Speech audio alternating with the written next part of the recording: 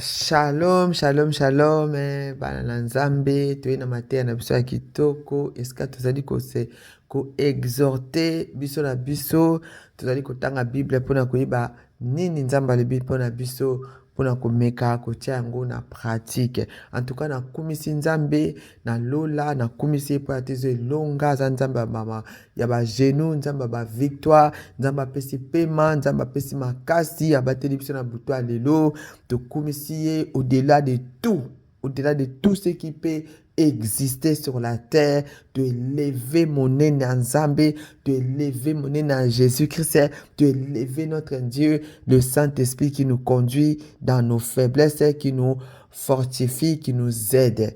Alléluia. Azawana tanga tozali kolemba molimo mosantu nde azali kotambusa biso kotelemisa biso kopesa biso makasi. En tout cas tokumisi ye makila na yesu ebomba biso esika nyonso tokoyoka ba mateya oyo nzambe na lola abatela biso. Ndenge nalobi toza na Bible na verset ya psaume 24. Verset ya psaume 24 ezotalisa biso ki nzambe mutasala mokili, nzambe mutasala likolo, nzambe mutasala se, yende mutasala tout. Oyo nyonso tozomona na kati awa, oyo tozomona eza nzambe mutasala. Na verset 1 alobi ke à l'Éternel la terre et ce qu'elle renferme, le monde et ceux qui l'habitent. Alobi nyonso tozomona na mokili na nyonso ezali pembeni ya mokili, nzambe nde mokili ya nyonso. Alobi le monde et ceux qui l'habitent, ça veut dire mokili o na batu bavandi na kati ya mokili, nzambe na lola, l'Éternel Yahweh yende mokili ya nyonso. Bible elobi na biso siko na verset 2, car il a fondé sur la mer et affermi sur les fleuves. Qui pourra monter à la montagne de l'Éternel? Qui se levera jusqu'à son lieu saint? Bien aimé, sujet est changé complètement. Bible elobi na biso ke nzambe apesali likolo asali nyonso tu tozomona na bato bavandi na mokili oyo nyonso tu eza na likolo na se na su na se kuna nyonso nzambe ayebi eloko nyonso tu akela na kati ya mokili oyo po ete mokili ya nyonso eza ye. Alléluia.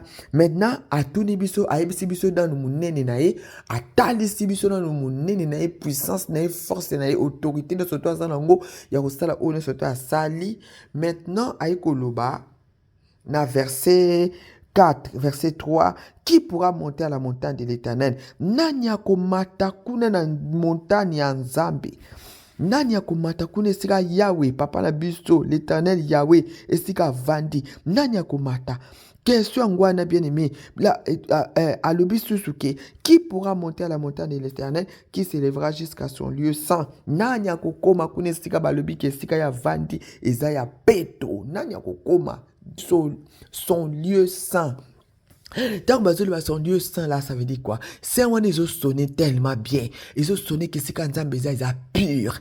Ils ont sonné et les qui coûte pur na pureté. Et les qui clair. Et les qui même net. Na habité. Bah le but c'est quand Nzambe ils ont saint. Ça veut dire loko moko ya salité zate. Tache zate, nini zate, et loko mabe zate. Yango ba poser biso question. Nani? Bah le but c'est batali si biso dans mon na Nzambe ke ye mutasala likolo na se. Maintenant ba ekutalisa biso batuni biso ko question. Nani yango akokoma kuna esika ya vandi leki na peto? Nani akozala kuna? Maloba Nzambe lobi na biso ke c'est lui qui montera à la montagne de l'Éternel. Verset 4 le dit que c'est lui qui a les mains innocentes et le cœur pur. Bien aimé, tous examiner ngana yo. Est-ce que biso toko mata na montagne Nzambe? Est-ce que toko koma kuna esika ya vandi? Po batali si biso ke kuna esika ya vandi eza tellement saint, eza tellement peto. Bien aimé, il n'y a pas de tâche, il n'y a pas de saleté, il n'y a pas de péché, il n'y a rien. C'est pur. Qui pourra monter là-bas? C'est lui qui a les mains innocentes. Ma beaucoup on a vu à la propre. Est-ce qu'il y a un gars qui a saleté ou a propre? Bien aimé. Ma beaucoup na biso na makila ba avortement, makila ba meurtre, makila ya masumu, makila ya mabe. Est-ce que ma beaucoup na biso na mabe? Bien aimé, question ezali wana. Bible lobi na biso susu, muto aza motema pur, motema neza propre, salité te loro te, kanda te, rancune te, méchanceté te, jalousie te. asali eloko moko te motema neza peto. Bien aimé, c'est celui-là qui montera à la montagne de l'Éternel. Celui qui ne livre pas son âme au mensonge. Oyo akosaka te kaka mpo akosa. Yaya oke kote kuna edenga osombela nge eloko te nga na okende kuna te. Nga na kende nga kote oyo me kuna nde ozokende. Tu mens pour rien. Pour rien tokosaka pona eloko te. Pona eloko te yaya. Ngai na yo na libero pona yo te na libero pona ngai pe pona biso nyonso tozokama te ya oyo Nzamba atalisi biso ke eloko bita mosusu biloko mosusu tozosenga tozozwa te parce que tozotambola malamu te. Alobi ke moto a livré surtout mensonge, tout le monde est dedans. Tout le monde est dedans. Dans les mensonges, tout le monde est dedans, yaya. Tout le monde est dedans. C'est lui qui ne livre pas son âme au mensonge. Âme na biso comment on y a le kuta comment on laisser passer. To kosaka na biso to saka na biso to remonter. To kosaka na biso to comment on normal. Le kuta comme le konango ezala ngo normal. Nde biso to lobi ba congolais laisser passer. Soko lobi le kuta ba tiki yo leki. Soko ina vérité ba tika ote. Bien aimé, vomi ba tika ote Nzamba futa yo ko futa oto monyo na verset 1. Vaut mieux kutu, Nzamba futa yo ke mokile futa yo, la Bible nous dit que c'est que la bénédiction de l'Éternel qui enrichit. Bien aimé, c'est que ça. Bien, Dieu peut te donner quelque chose à mouquer, mais il peut permettre de vivre bien ti na fin à journée na yo, y a séjour na kacha mokili oyo.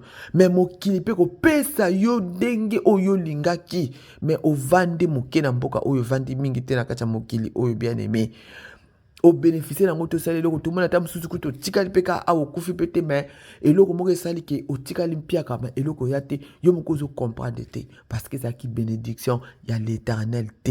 Bible dit que c'est que la bénédiction de l'Éternel qui enrichit bien aimé. Qui enrichit. La Bible t'a dit si biso que bien à verset 1 que il y a la bénédiction de l'Éternel que yango kaka et pesaka bien aimé. La Bible dit que nyonso tozali komona eza ya Nzambe. So tozozwa ngo te parce que totamboli mabe. En gros c'est ça.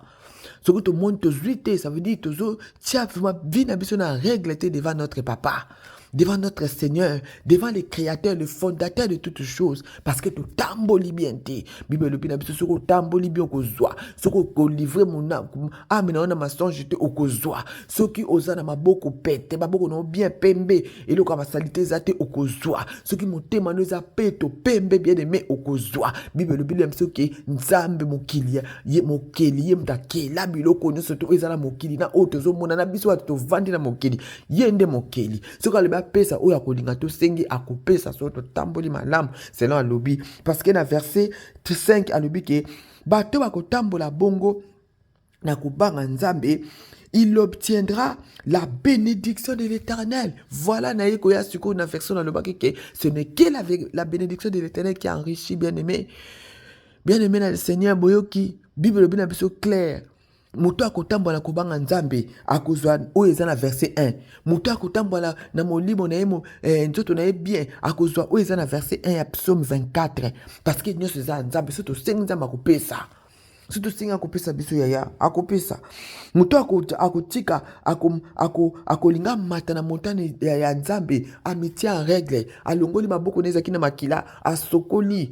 Parce que dans Ésaïe chapitre 59, côté 12 8 kuna Nzamba zo traiter biso ko to ba criminel. Toza ba to mabe to sala mabe to yebi masumu na biso to yebi ba foti na biso to yebi ba kambo to sala yango esala kake tozo tâtonner. Yango esala kake tozo senga mais tozo zoate. Uzomona surtout vlandi verset oyo eza capital bien aimé ya réussite na biso na sur la terre eza capital to tamboli boye ndenge pela Nzamba alobi ya tokozwate o Nzamba alobi na biso ke mokilo eza ya ye mabele eza ya ye bato asali baza ya ye nde mutaza aza fondateur créateur ya biloko nyonso tout o tozala ngo na mokili bongo muto ana soko sengi apesa ote soto tamboli bien biso tambola boy mwana nga aopesa ote aopesa Bible bien biso ke bato ba kotambola bongo ils vont obtenir la miséricorde de Dieu la bénédiction de Dieu, pardon. Les gens qui vont travailler, des personnes, des enfants de Dieu, les enfants de Dieu. Il y a des créateurs, il y a ces enfants. Toi et moi, nous sommes des côtés de ces enfants. Il nous a créés, oui, mais nous sommes aussi na côté à bana où il y a Nzambe. Toujours nous avons tout pour tout ça la plaisir que n'a pas biso pour te hériter le royaume des cieux. Et ça facilité, et ça combat à tous les jours. Kotika masumu, combat à tous les jours. Premier combat na biso bien aimé. Toko kokate za musuni mute benda na biso pour totika masumu te. La Bible nous dit que l'esprit et la chair et peut pas ekoki ko za ensemble te. Moi quoi que linga kaka gagner. La chair et linga kaka gagner et me biso na masumu. Mais mon livre me sent totalement sous et je n'ai pas biso bien mais la chair ezali ko benda moi to so bénédiction o nzamba lobi awa ezate moi to so bénédiction o nzamba lobi na biso awa ezate parce que mon souni eza ko tirer bien aimé mokili eza kitoko masumu mokili ambiance. Tout ce que nous voyons on regarde à gauche, à droite, en haut, en bas. Bien aimé, ce qu'on va dans mokili oyo kangwe lengi na ndengo sakana te. Mokili eza bien. Tant on se vend d'après nous on appelle que non na kinda ki bona sala ki bona e batumsu ba kifango bana boko ba lubaka balinga kango bongo oui. Mais bien aimé le Seigneur, Bible le bien biso, y a rien à wana mokili. Ça veut dire kunesika ya Nzamba lubi que qui pourra monter à la montagne de l'Éternel, c'est lui qui a les mains innocentes et les cœurs purs. Ça veut dire que kuna ya koleka oya awezali bomba mikuna. Alléluia. Alléluia. Alléluia. Oh yeza kuni lekia awa. La parole de Dieu nous promet que dans la Bible, dans verset 5, qu'il obtiendra la bénédiction de l'Éternel, la miséricorde de Dieu de son salut. La Bible nous dit que voilà les partages de la génération qu'il invoque. Partage la génération au bako banga nzambe bako tambola selon maloba nzambe selon ma précepte nzambe ba loi nzambe mibeko nzambe bato wana la Bible nous dit que bako obtenir la bénédiction de l'Éternel, la miséricorde de nzambe kati na bango. Bien-aimé to ko sala masumu mais to yeba ko senga bo limbisi na nzambe. Tokoki kokoya po tozotambola mokila masumu toyeba kosenga nzambe po ete nzambe ayokela biso mawa wana na makila na Yesu Masiya a effacé. Allez là tobongisi siko nzela na biso mpona kotambola bien toko obtenir miséricorde ya nzambe na kombo na Yesu Masiya. De ceux qui cherchent la face de Dieu de Jacob. Bato balukaka nzambe ya Yakobo, ya Jacob. Bato na babi, ceux qui batamboli bien, nzambe alibi na kopesa bango, sera béni. Ils vont obtenir la bénédiction de l'Éternel. Bien-aimé, la bénédiction de l'Éternel. Si Dieu te bénit, bien-aimé, si Dieu lui-même te bénit, dis ma fille, là, mon fils, là, tu es béni. Bien-aimé, qui pourra venir arracher la bénédiction de Dieu? Qui? Soka kangi muto fungo na zate, soka fungo di muto kanga zate. Qui? Alléluia. Azabulungaza nzambe, bien-aimé. Ce n'est que sa bénédiction qui peut nous enrichir sur cette terre et vivre paisiblement. Dieu peut nous donner yamuke, mais yamuke wana o vandi na kimia bien-aimé batambongo batana kimia te. C'est pas pour l'année parce que ce n'est pas ezaka bénédiction nzambe te. Mais ya nzambe kaka yango epesaka kimia, yango epesaka bomoi, yango epesaka elengi, yango epesaka poko ozala na bolingo ko partager, ozala na bolingo ko vivre bien, c'est la bénédiction de l'Éternel. Alléluia. Que nzambe ya lola abatela biso na tiki bino na kombo na Yesu Masiya. En tout cas botika la malamu nzamba ku mama abatela biso totambola ko banga ye. Bien-aimé, si totambo na obanga nzambe nde tokomona oyo nzambe abombeli biso liboso. Bien-aimé, tokomona oyo nzambe abombeli biso liboso tobanga nzambe kotambola bolingo na ye kosala effort ya kosala malamu. Kosala malamu eza kotambola banga nzambe. Toboyi masumu, toboyi kosala masumu ndenge tozali kala tosala masumu oyebiki nasali masumu mosali. Mais sikoyo ça nous arrive de faire des péchés, de tomber dans les péchés conscient ou alors inconscient. Pas péché wana volontaire ou alors involontaire. To singela ngo kabolimbisi nzamba limbisa biso. To tika lokuta en tout cas ngana yo to tika lokuta le nzamba singi biso yangwana. mitema na biso ezala pembe eloko nzambe asengi biso yango wana. Maboko na biso ezala peto yango eloko nzambe asengi biso yango wana. Soki toza na biloko wana bien aimé na lisene toujours kogire kaka te mpona kogire, tokomona tokosimba bénédiction ya nzambe d'une manière ou d'une autre, parce que il peut pas envoyer sa parole et la parole de Dieu puisse pas accomplir volonté en Nzambe. Amen. Il a dit qu'il envoya sa parole et sa parole les guérit. Nous croyons que la parole de Dieu peut nous guérir d'une manière ou d'une autre. Si il y avait la malédiction, Dieu peut nous guérir. Il peut guérir cette malédiction pour que nous puissions être bénis abondamment dans la prospérité, dans l'abondance, dans la joie, dans l'amour, dans la paix du Seigneur. Soyez bénis. Amen.